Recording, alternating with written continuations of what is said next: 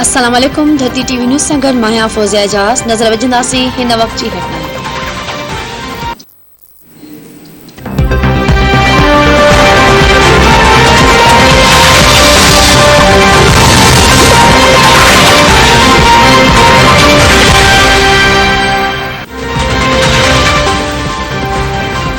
Sindh action committee पारां 21 अगस्त हैदराबाद में जलसे जो ऐलान। SUP सरबराह सैयद जलाल महमूद शाह, क़ौमी अवामी तहरीक जे सरबराह अयाज़ लतीफ़ पलीजो, सिंध तरक्की पसंद पार्टी जे सरबराह डॉक्टर कादिर मक्सी, GA सिंध महा जे सरबराह रियाज़ चांडियो गॾियल प्रेस कॉन्फ्रेंस कंदे धारियनि जी कचनि आबादियुनि खे पको करण वारो बिल रद्द करण ऐं गिरफ़्तार कारकुननि खे आज़ाद करण जो मुतालबो करे छॾियो।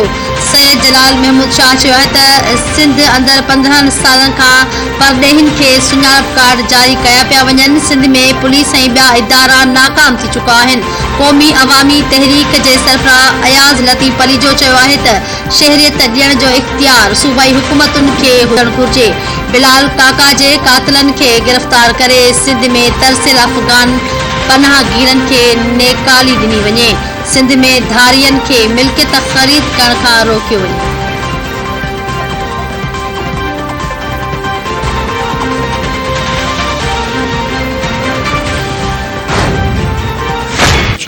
जो सबसे बड़ी बात हम करना चाह रहे हैं वो ये है कि जब खान साहब की हुकूमत गई थी तो इस मुल्क जो था एक बहुत ही बड़े बहरान में था और एक दिवालियेपन की तरफ जा रहा था।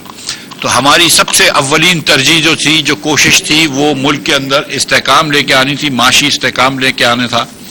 और हम समझते हैं कि हम उसकी तरफ राग़िब होने में कामयाब हो गए हैं।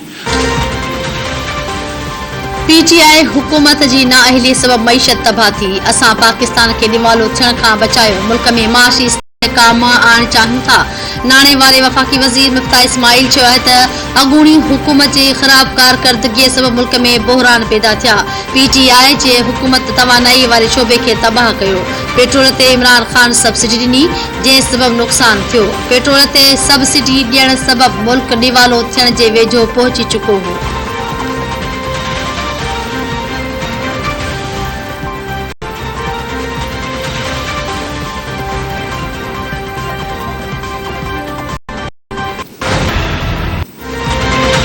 पंजाब ते हुक्मरानी केरु कंदो, फ़ैसिलो सुभाणे थींदो। पंजाब में ख़ाली 20 तकनि ते नंढी चूंड सुभाणे थींदी।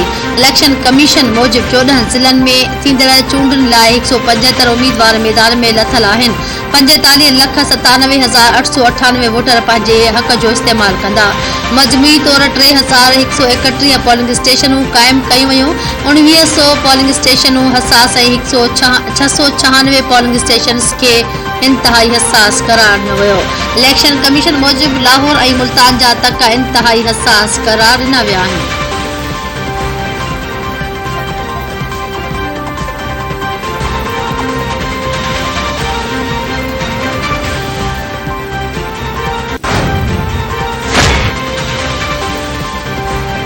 इमरान ख़ान चूंड हाराए वियो, हाणे अवाम सां वेहण जी तयारी करे पियो। घरू मामलनि जे वफ़ाक़ी वज़ीर राणा सनावला चयो त डस्का इलेक्शन वारी हरकत थी त कानून हरकत में ईंदो। PTI जा 500 ॾिफेड़ पंजाब पहुचाए विया आहिनि। इमरान ख़ान ऐं सिंध टाइगर्स कानून जे दायरे में रहनि।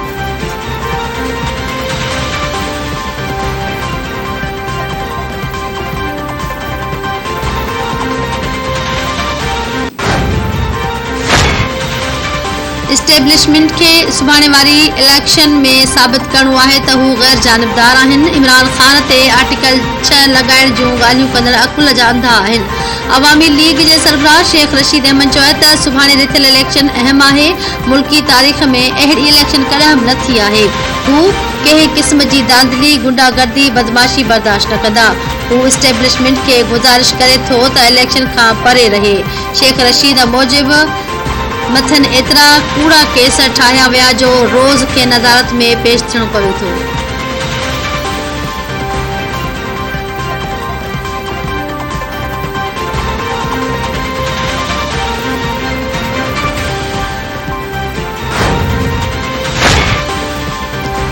साज़िश जो बयानियो तमाम वडी साज़िश है। सुप्रीम कोर्ट सब कुछ वाज़ह करे छडियो है। वज़ीर आज़म जे कश्मीर ऐं गिलगित बल्तिस्तान बाबत सलाहकार ऐं पीपल्स पार्टी अॻवान कमरुज़मान कायरा चयो आहे त इमरान खान मसइलनि जो वाहिद हल इलेक्शन खे सम्झे थो त खैबर पख्तूनख्वा कश्मीर ऐं गिलगित बल्तिस्तान हुकूमत तां इस्तीफ़ा ॾे।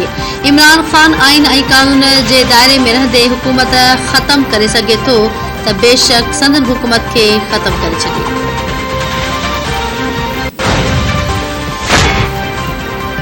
आलमी बैंक पाकिस्तान के $20 करोड़ कर्ज ॾियण जी मंजूरी ॾेई छॾी। आलमी बैंक पारां जारी पधरनामे में चयो वियो आहे त रक़म पंजाब सूबे लाइ ॾिनी वेंदी। पाकिस्तान खे मिलंदड़ रक़म ज़रई शोबे जी बहितरी ऐं नंढनि हारियुनि जे रिथाउनि ते ख़र्च थींदी। पधरनामे मूजिबि रक़म जे फ़राहमीअ खां पोइ पाकिस्तान खे पाणी जे इस्तेमाल में बहितरी ऐं नंढे हारियुनि जी आमदनी वधाइणी पवंदी।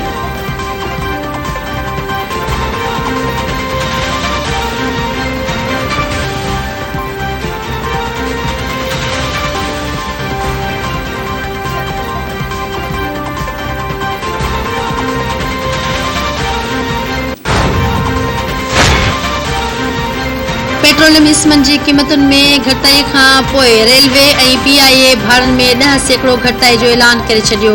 सोशल मीडिया ते जारी बयान में वफ़ाक़ी वज़ीर साद रफ़ीक चयो त पेट्रोलियम इस्मनि जी क़ीमतुनि में घटाई खां पोइ PIA जी अंदरूनी मुल्क उॾाम में पाकिस्तान रेलवे जी इकोनॉमी क्लास जे भाड़नि में 10% रियायत ॾिनी पई वञे। सिविल एविएशन अथॉरिटी ख़ानगी एयरलाइंस खे बि भाड़नि में घटाई जूं हिदायतूं जारी करे छॾियूं आहिनि। रियायती भाड़ो 17 जुलाई खां ईंदड़ 30 ॾींहनि लाइ वसूल कयो वेंदो।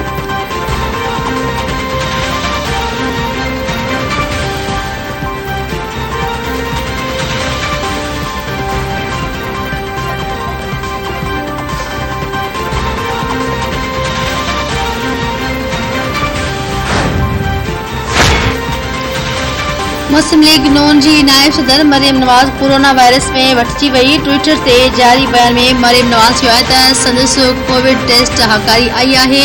मरियम नवाज़ जी कोरोना रिपोर्ट हाकारी अचण बैदि संदसि पार्टी कारकुननि ऐं चाहींदड़नि पारां संदसि सिहतयाबी लाइ दुआऊं घुरी पयूं आहिनि।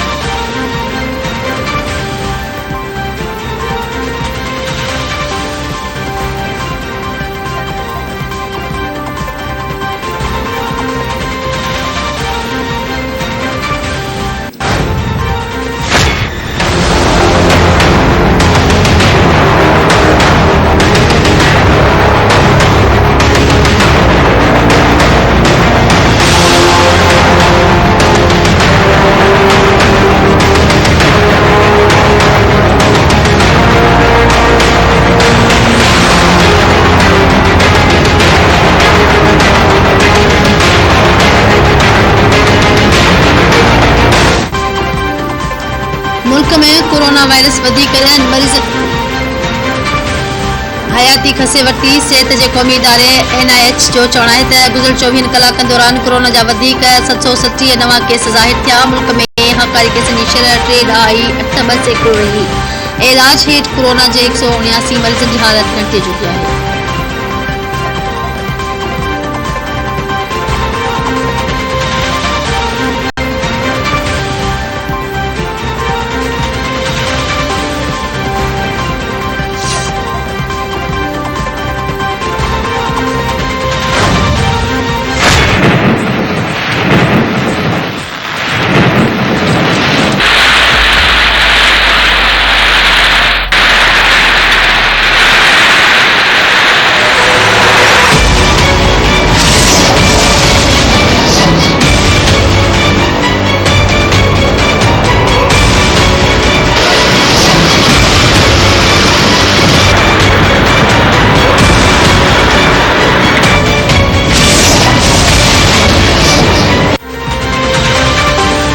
मुल्क के अक्सर हिस्सनि में चौमासे जे बरसातुनि जो सिलसिलो जारी। बलोचिस्तान में मींहं दौरान मुख़्तलिफ़ हादिसनि में हिन वक़्त ताईं 69 ॼणा फोत थी चुका।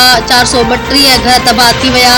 कोहे सुलेमान ऐं फोर्ट मनरो में मींहं खां पोइ पाणी ॾाखिणी पंजाब में दाख़िल थी वियो। सोनारी पुल जो हिकु हिसो पाणीअ जे वहिकिरे में लुड़ी वियो। कोहिलू जो क्वेटा समेत बलोचिस्तान जे ॿियनि इलाक़नि खां ज़मीनी रातो कटिजी वियो। मछ में ॿोॾि वारी सूरत हाल। मछ में पाणीअ जी पुल लुड़ी वई।